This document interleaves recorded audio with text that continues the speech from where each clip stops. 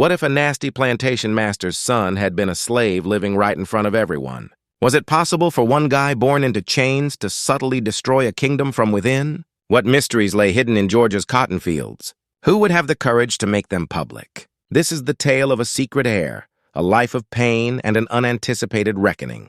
Are you prepared to find out? 1851 in Georgia. Under the sun, the white cotton fields rippled like a sea of ghosts, and the air was heavy with dust and heat. Tall, silent, and methodical, Samuel moved among the hunched backs and rough hands. He had the cadence of someone who had long since abandoned the appearance of hurry.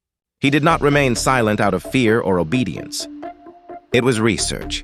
Words held weight, and at a place like Thorndale Plantation, weight could sink a man. This is why Samuel talked sparingly, not because he lacked words. He bowed his head at names that weren't his own, took responsibility for missing tools, and wore the scars of lashes that weren't meant for him. However, those whose something in his eyes unnerved the people who worked next to him. Depth rather than resistance, as though something older and colder was observing from behind his eyes. He resided in a little hut close to the woodland boundary on the edge of the property. He kept a little box there, behind a loose floorboard, out of the overseer's sight.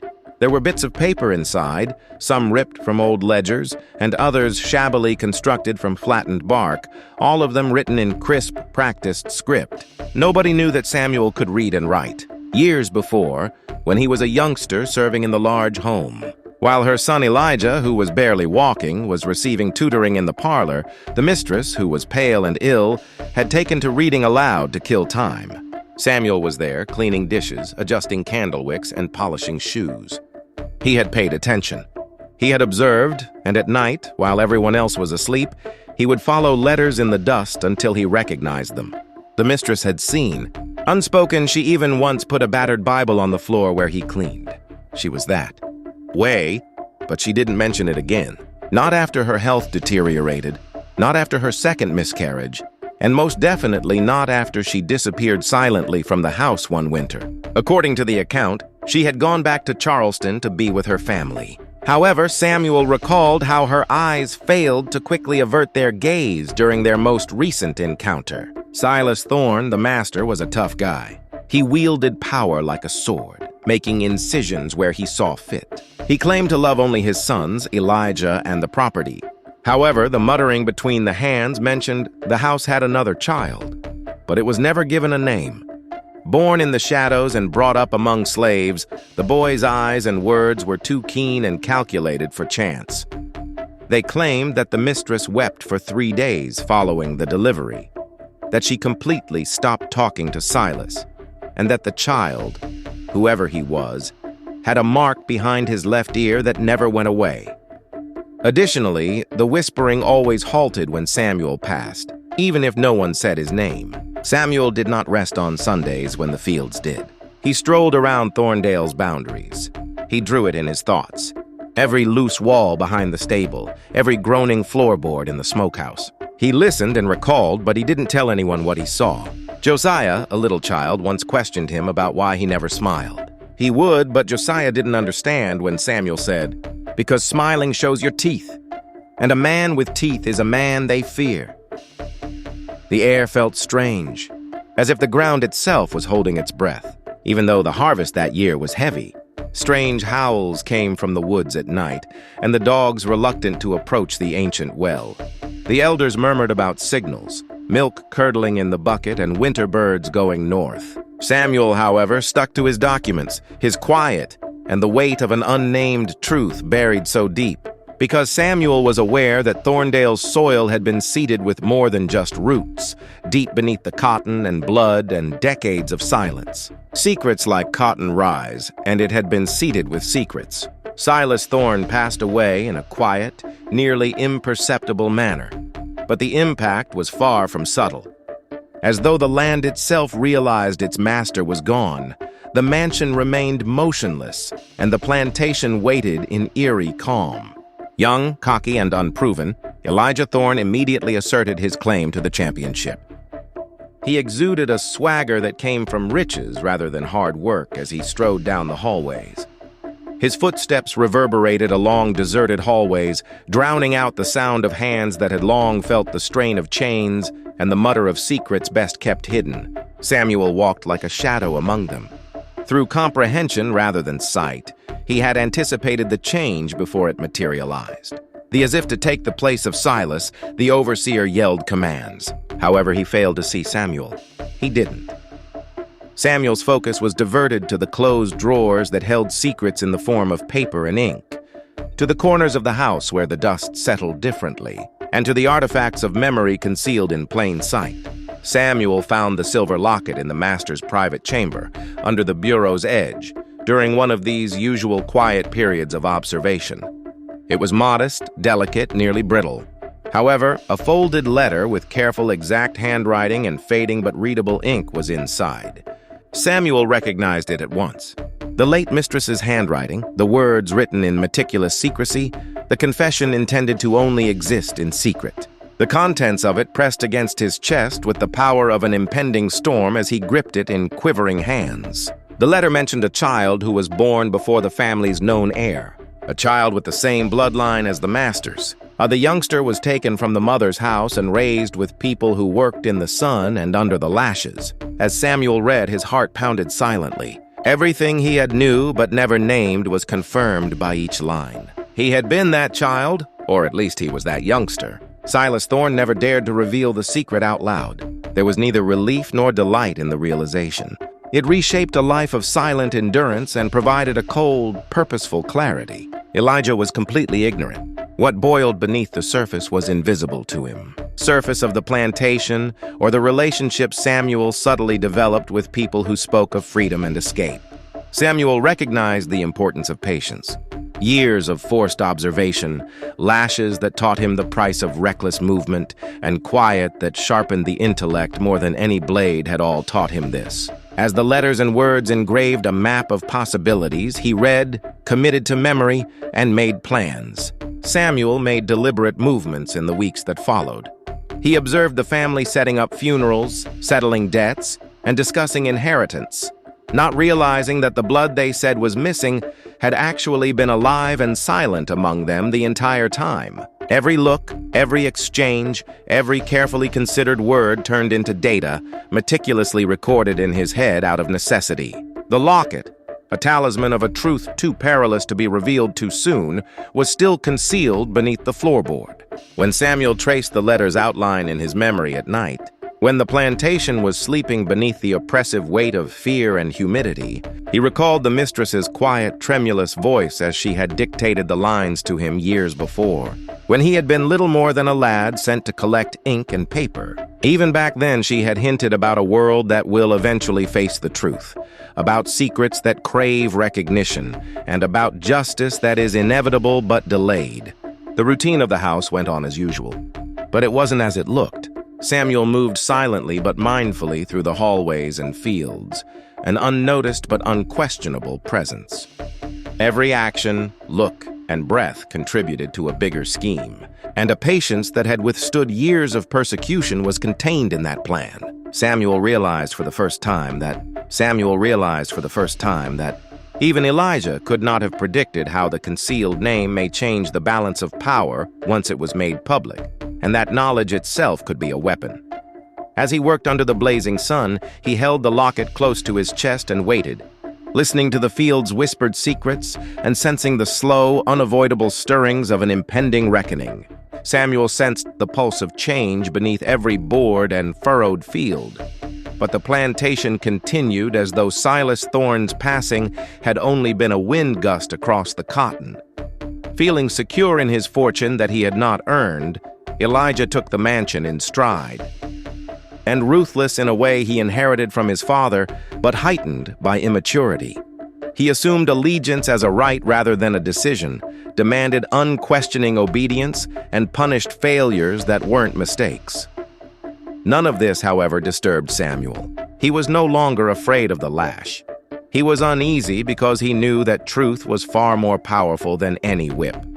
During these weeks, Samuel started to lay the foundation for a road he had always known would eventually be required.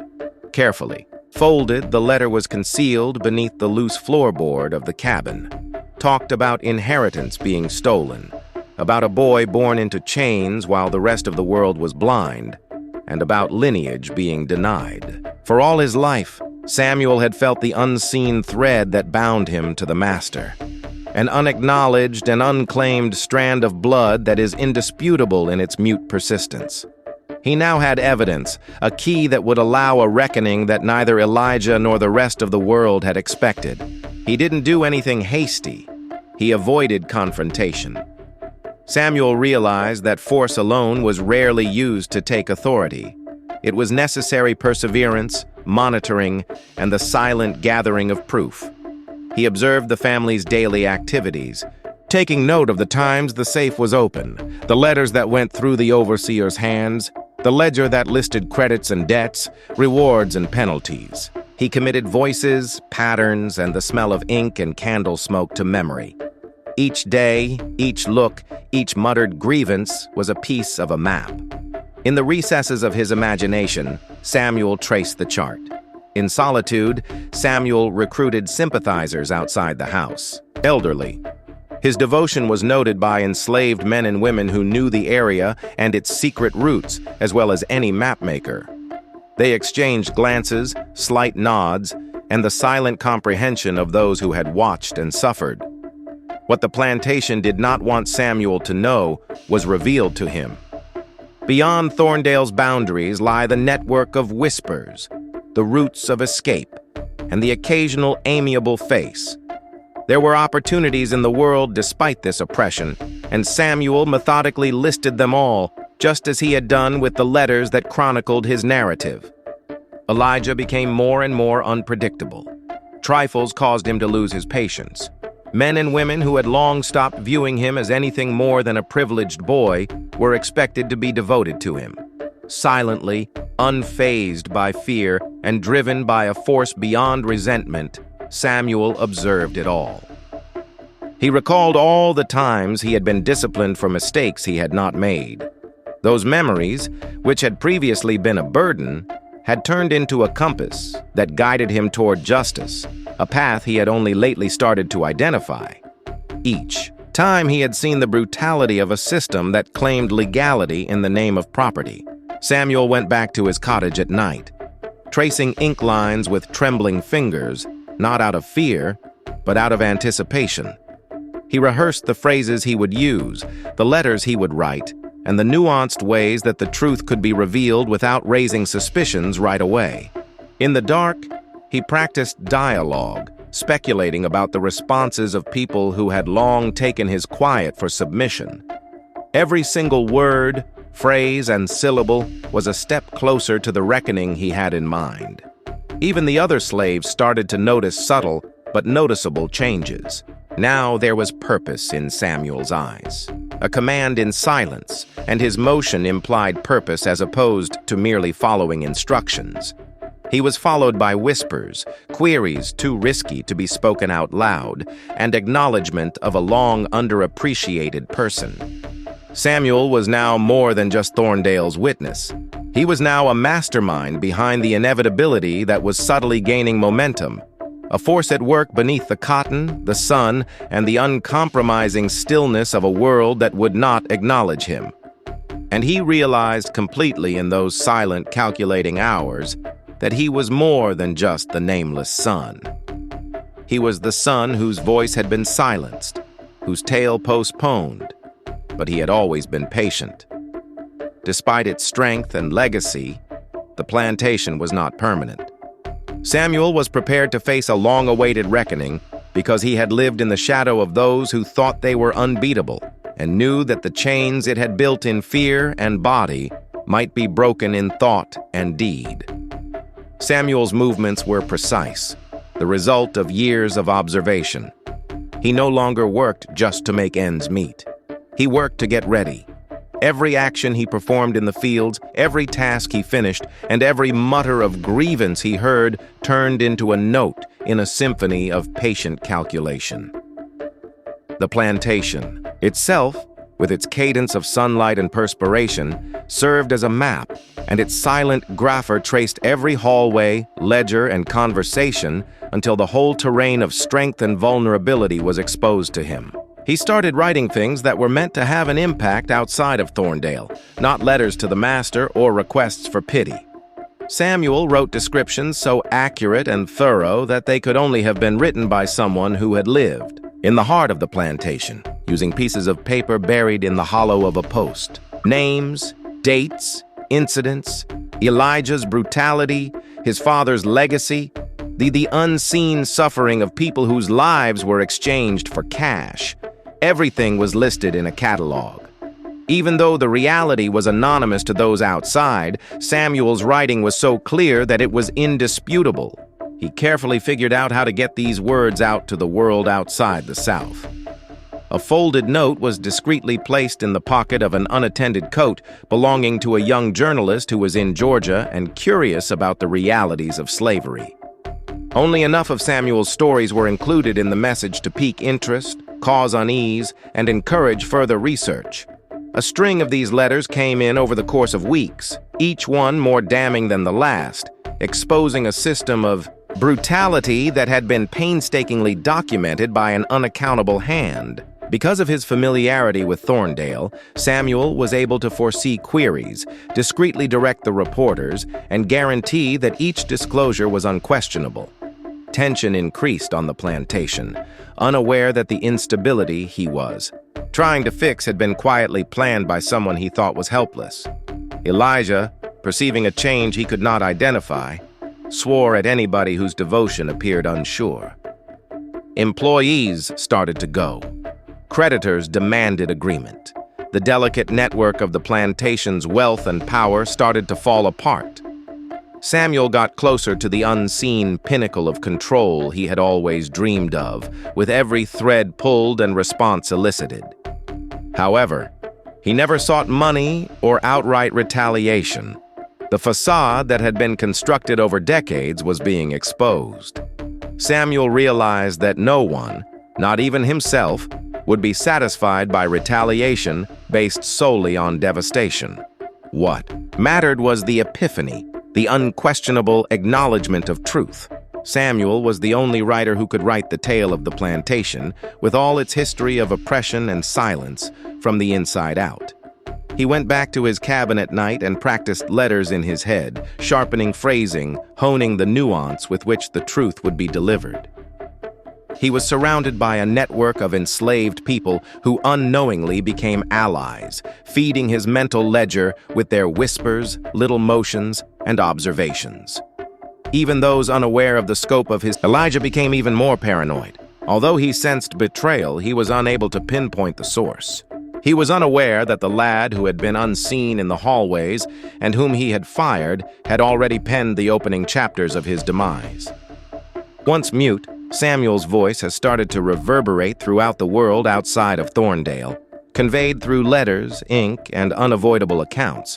The force that had been subtly building beneath his feet for years could not be stopped by the young heir, who was oblivious to the reality of his own heritage. In the silence that ensued, Samuel had a unique serenity after the day's work. He had progressed past endurance and beyond survival.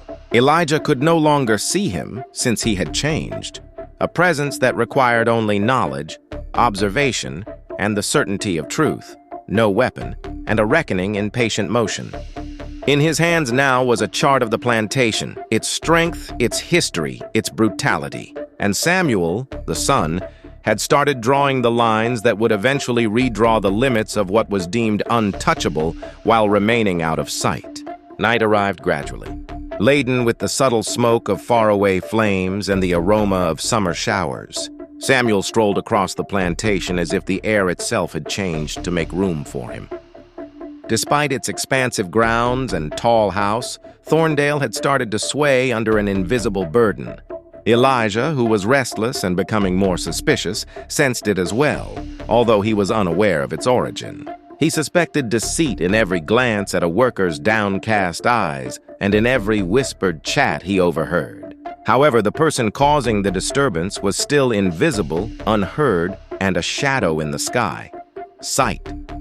For years, Samuel had been preparing for this moment. The carefully crafted and strategically positioned letters had made their way well beyond Georgia into the hands of those with the power to take action, testify, and spread the truth. At first, the plantation's reputation was gradually damaged by neighbors' inquiries and creditors' pressure. The town's whispers evolved into rumors that were too tenacious to ignore. Once a representation of unchallenged control, the home now serves as a backdrop for the breakdown of hereditary power. Samuel didn't take pride. He did not require to. He realized that unconscious power is considerably more powerful than any flash of rage. The house caught fire the night before the reckoning. Nobody could explain how it began. Some murmured of carelessness, others of lightning. Samuel, however, knew better as he stood apart from others who had quietly supported him. The emblems of power were erased, leaving only ash and questions as the flames licked the roof and devoured memories, ledgers, and walls. Elijah rushed through the corridors in a panic, attempting to preserve documents, jewels, and self-esteem. But the destruction had already served its objective. The legacy created to overlook him had finally been upset by the unacknowledged child. The burned ruins of Thorndale were a silent testament in the morning. Talk among the neighbors shifted to anxiety, conjecture, and a tense regard. Samuel's letters continued to spread, now supported by the indisputable proof of destruction and fire. The story could no longer be controlled by the plantation. When knowledge, patience, and the perseverance of people it had attempted to subdue encountered power, which was long believed to be absolute, the world outside of Georgia started to realize that power was brittle. Samuel didn't stay. Without saying a word, he walked away from the ruins with just the secrets that had led him. Those who had worked with him and survived the brutality of the plantation acknowledged his departure, but none were able to follow. He disappeared as casually as he had appeared, leaving behind a name that had been disregarded, a presence that had gone unnoticed, and an inevitable reckoning. A few weeks later, a diary, including Samuel's views and accounts, as well as a copy of the original letter from Silas Thorne, were delivered anonymously to the local courts. Unprepared and cautious, the officials were unable to ignore the chain of truth it revealed or to reject its contents. The surrounding population was taken aback to learn that the plantation's firstborn, who had long been believed to be invisible, had planned its covert destruction. From a shadow to a permanent presence in history, Samuel's voice, which had previously been restricted to quiet, suddenly reverberated via letters, notebooks, and whispers in the community. But he didn't leave any more signs. Only the memory of what had happened remained on the fields and charred walls, and in the silence it was almost as though Thorndale had been watched one more time. The nameless son was now a historian, a witness, and a force beyond ruthlessness. Via strategy, patience, and the unrelenting pursuit of truth, the master's rule had been overthrown rather than via open battle. Ultimately, Samuel left behind more than just revenge or conquest. It was the understanding that a voice denied to life might nonetheless influence the lives of those who thought they were untouchable. And a lesson older than the plantation itself was carried by the wind as it blew across the burned fields. That some truths, buried in shackles, finally come to light. And when they do, M cannot be destroyed by fire.